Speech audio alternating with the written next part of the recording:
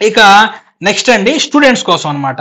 So, ఈ students కోసం గనక చూసుకుంటే, ఇది మీ కెరియర్‌కి సంబంధించినటువంటి ఒక డైరెక్షనల్ ఇయర్ అని మనం చెప్పొచ్చండి.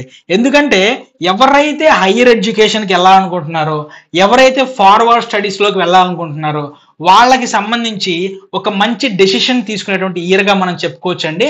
దీనికి సంబంధించినటువంటి గైడెన్స్ కానివ్వండి, లేదంటే దీనికి సంబంధించినటువంటి ఏదో ఒక పాజిటివ్ థింగ్ అనేటువంటిది మీ జీవితంలోకి వచ్చేటటువంటి అవకాశం ఉంటుందండి.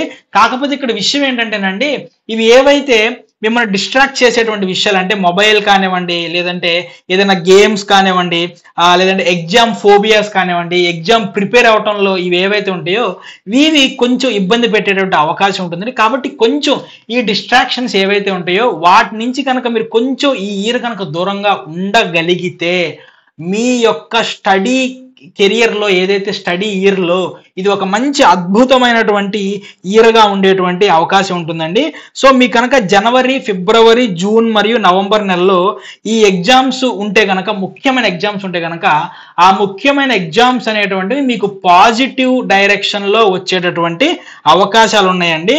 సో, మీకు ఒక చిన్న టిప్ అండి. స్టూడెంట్స్ ఎవరైతే చదువు మీద ఫోకస్ కోల్పోతున్నామో, లేదంటే చదువు మీద స్ట్రెస్ ఏర్పడుతుంది, చదువు మీద ఇంట్రెస్ట్ పోతుంది మాకు అని మీరు అనుకుంటున్నారో, ఈ నైట్ 9 తర్వాత ఫోన్ అనేటువంటి చూడటం మానేయాలి. ఫస్ట్ ఆఫ్ ఆల్ మీకు అద్భుతమైన టిప్ అండి ఇది.